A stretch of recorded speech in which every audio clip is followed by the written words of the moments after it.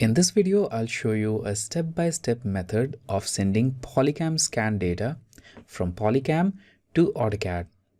Now for this, I'm using this Polycam web app, but of course you can use the Polycam mobile app and you can send your scan data directly using email or other methods. In this case, I'm using browser.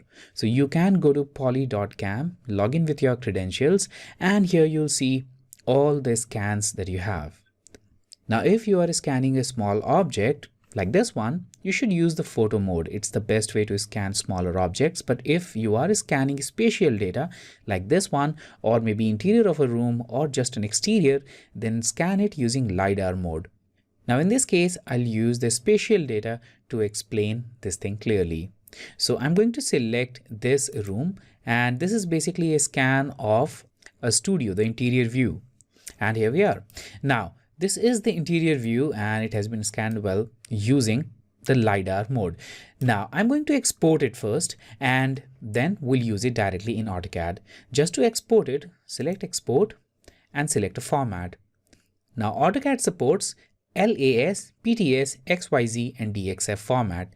Out of all these formats, LAS, PTS and XYZ can be used as point cloud, whereas DXF can be used as native AutoCAD object.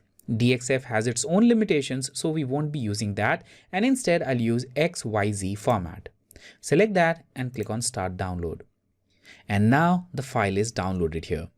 Now we simply cannot use this XYZ file in AutoCAD. We need to process it first using Autodesk Recap, and we need to convert it into RCP or RCS format, which AutoCAD recognizes. So for that, I'll open Autodesk Recap.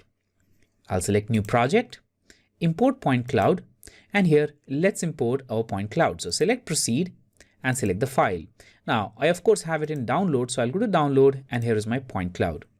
Open, and here are a few settings that you need to take care of. The first thing is clip points. Don't clip points, just leave the default. Make sure that all the points are available, and also go to advanced option, and here decimation grid value should be at the minimum. If you add a higher decimation grid value, Recap will basically ignore more points from your point cloud data. So just make sure it's at its minimum. Now go to import files and let it import it and launch the project. And here we are. The project is launched with all of these scan data and points and everything is here. Now you can process it here as well, but we are not going to do that. Rather, we'll simply export it from here. So go to Home and select Export. And this will export it in RCP or RCS format, which is the native AutoCAD format. So I'll select RCP for now. And in the Downloads folder, I'm going to call it Space or maybe Space Data. All right. Now I'll select Save and let's go unify my project. All right, the file is now exported. Let's go to AutoCAD and here we'll import that RCS file. So go to Insert, Attach, and here we have the file. Actually, it's RCP file, so it hardly matters. AutoCAD can import RCS or RCP files. So here it is RCP. Just select Open and click OK. So with the default settings, I'm just going to insert it. Now you need to specify an insertion point. So click anywhere in the drawing area and here we are. It is now added. The first thing that we need to do here is change the orientation. Right now it is added randomly with any random orientation. As you can see, it is kind of upside down. So we need to just fix it. So select this point cloud, go to Home tab, and from here you can change the settings. But right now we are in 2D workspace. So I just need to switch it first. So I'll go to Gear here on the status bar and I'll select 3D modeling. Now I'll select the point cloud again, Home tab, and here we have the rotate gizmo. Let's select it and let's just rotate it to an angle of 90 degrees like this. Now it's pointing up. Then I'll go to move gizmo, which is right here, and I'll move it slightly up using this triad. There we are. Now this is upright. And we have a problem here. This part of this point cloud data is completely redundant. We don't need it. It's not part of this studio, so we need to remove it. And to remove this, all you need to do is just select the slice feature. So select the point cloud And here we are, we have got the cropping, and you can just crop anything that you don't want in your drawing. So let's go to cropping, and there are several options. I think for this example, polygonal will work best. So I'll select polygonal crop, and I'll go to top view, and now I'll just make a polygon cropping this entire thing out. So just like this. So here we are. Just make sure that everything that you want to crop is inside this polygon. Now press enter. There we are. Now it just selected everything inside, but we want things which are outside. So simply select outside and everything inside is cropped. All right. So now that thing is cropped, let's go to section plane. Now using section plane, you can create sectioning and you can see inside this drawing. So we can create a section plane using top view. So let's select the point cloud, and here we are. We've got the section plane. I'll select top, and a section plane is added. Now this is the default section plane location, but you can change that too. So select only the section plane, which is this one.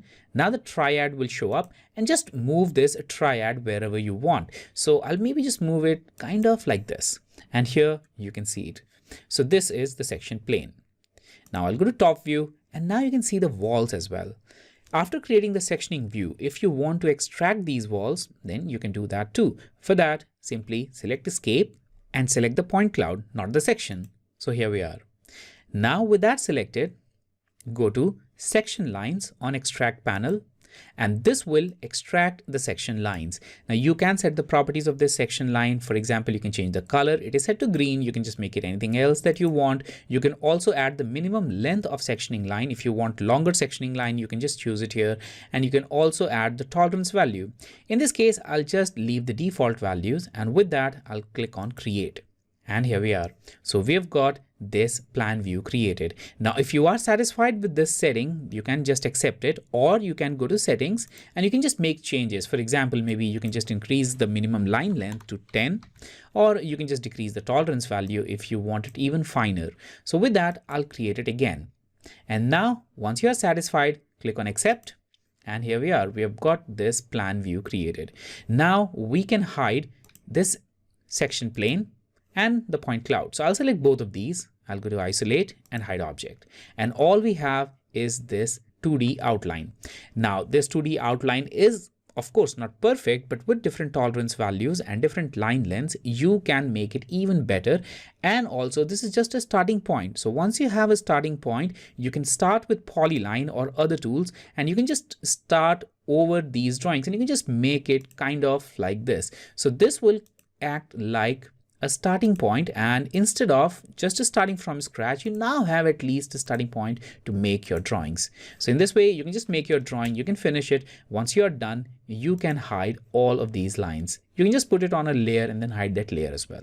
So that's how you can import and process Polycam point cloud data in AutoCAD.